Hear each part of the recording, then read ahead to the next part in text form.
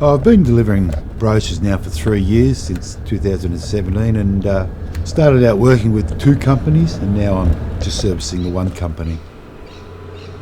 Is this how you imagined your life 25 years ago? No, this is not how I imagined things would be 25 years ago, that's for sure.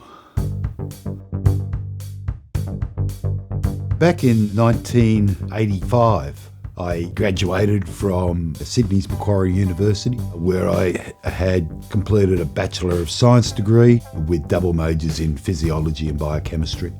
Back in those days, I was aiming to get into the hospital pathology scene, or hospital biochemistry, pharmacology areas, and I did succeed in actually getting into those industries with my degree. Initially, I walked into the industry as a pharmaceutical general practitioner, sales rep. Starting from around 1985 through to around about 1990, I worked for 2 primary international pharmaceutical companies. Originally Astra Pharmaceuticals, who were a Swedish company, and Ledley Laboratories, Cyanamid, America.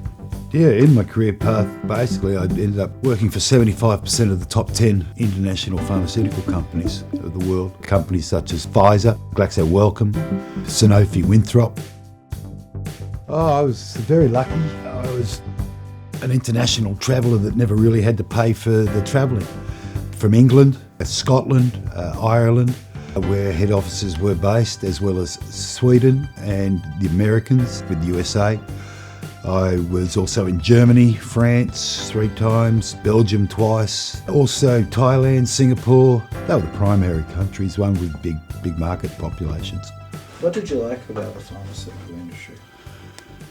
I liked originally the fact that it was an industry focused on making people feel better. But what I really liked about the pharmaceutical industry was its capacity for you to actually put yourself out on a limb, for a capacity to be innovative. It gave me a chance to actually know that what I was doing was helping out not only Australians and New Zealanders, but basically the international patient populations, depending on the disease condition they were being treated for. What I didn't like about the industry eventually was the fact that it turned into nothing more than a money-making exercise. They took business seriously, and unfortunately a lot of companies forgot their missions. And their mission is to heal and make people feel better, not to make billions of dollars out of people by having them take medications they probably don't need for the rest of their lives. How would you best describe your resume? Comprehensive. It's funny. I describe mine as a short novel, I'd have to say. I've done a lot of things, I've been a lot of places, and I've had a lot of achievements. And at one stage I had a 16-page CV. Now, unfortunately, in this modern day and age, most employers in an information sort of situation where they only want a page, in fact, half of them will only read half a page and they'll fall asleep. So I've had to condense, at one stage, a 16-page document to try and condense that into a 2-page document.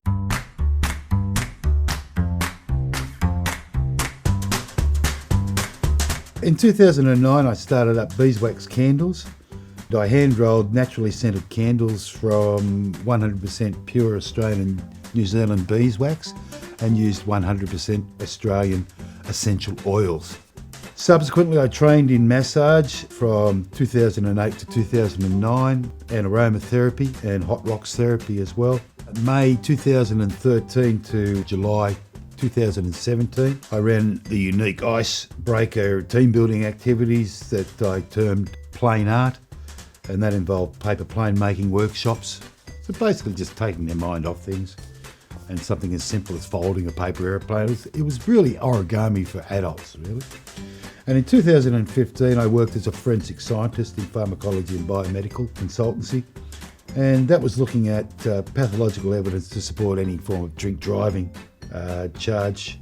Bamboo has been very profitable. It was another niche market, and what struck me as unbelievable was nobody was harvesting it. Very few people were selling it. No one was doing it on a continual basis, month by month, day by day. I tend to cut bamboo from properties where the owners of the properties are incapable of being able to keep everything under control and tidy. So it does them a service, and I sell the bamboo, and that's how I recover my time in giving them a service.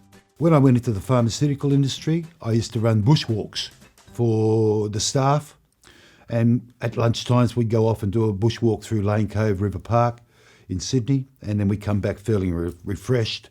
And so with the feedback that I was getting from international visitors as well, who joined us on our lunchtime bushwalks, came the concept of actually starting up an ecotourism company. Or more importantly, by that stage when I was starting to really put the idea together, how I could actually spend time at home to watch my son grow up, because at that particular time in my life, I was doing 18-hour days and travelling around the world, literally 6 countries in 5 days on some occasions. So it was an idea that stemmed out of international visitors and out of my own love of bushwalking, and it grew from there. What happened to Coastal Eco Tours?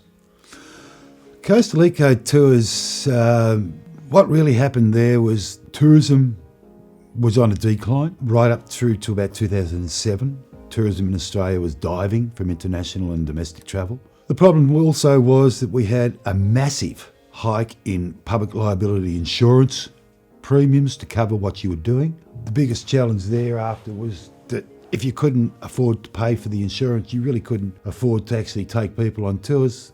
I was getting no support from National Parks and Wildlife, even though I had indemnified them for running my tours, yet I got no promotion or publicity out of it. I pulled up stumps and sought a better, greener pasture, which is where Bora started to come from. I bought Bora predominantly because I had 100 acres that the National Parks and Wildlife Service had no control of. I could run my eco tours, I could put my own accommodation facilities on site. I was essentially no longer having to answer to outside parties as liabilities. The Central Coast was no longer a holiday destination, it was an urbanisation centre. It's now classified as a suburb of Sydney. And once you get classified as a suburb of Sydney, you're not as attractive as being a holiday destination. And the writing was on the wall from that point. It was time to move, it was time to start new, and it was time to create a new future. What will be the mammoth task of rebuilding entire towns that have been devastated by the bushfires? Over 2 years, a national... With the recent 2019 bushfires, the property, along with many other homes in the Bora Ridge area, were all taken by flames. We lost a lot of stuff, essentially. Everything I owned from 35 years ago, we lost in probably a 2-hour period. Old photos, medical library, an old FJ47 Land Cruiser, and even a brand new Troy-built American ride-on mower. The other half of my Batman collection got incinerated. I've been collecting that since 1985, and it's probably conservatively worth around about $40,000 with mint conditions and first editions amongst it all. So 15 years of backstepping, 20 years of planning before that, and it wasn't something I thought of yesterday, threw together on a whim. Voila! The future of Bora. With the dwelling on site virtually trashed, and when it's cleaned up, the site will be re-employed to put a new dwelling on there made out of shipping containers, a long central container, 2 20-foot containers on either side to be sectioned into bedrooms. All of this may take anything up to 24 months. It may take less, it may take more. Biggest challenge is going to be, though, still, we've had one fire last year, 2019. This is 2020. We've just started to sort of recover back from last year's bushfires, and the biggest challenge everyone's asking is, when is the next fire going to be? Is it going to take another 17 to 20 years for it to come along, or is it going to come along in the next 17 to 20 days?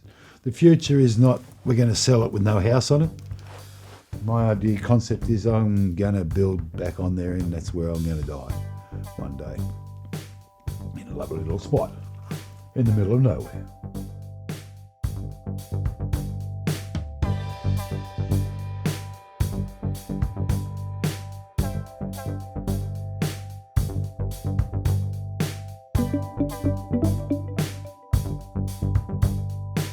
you.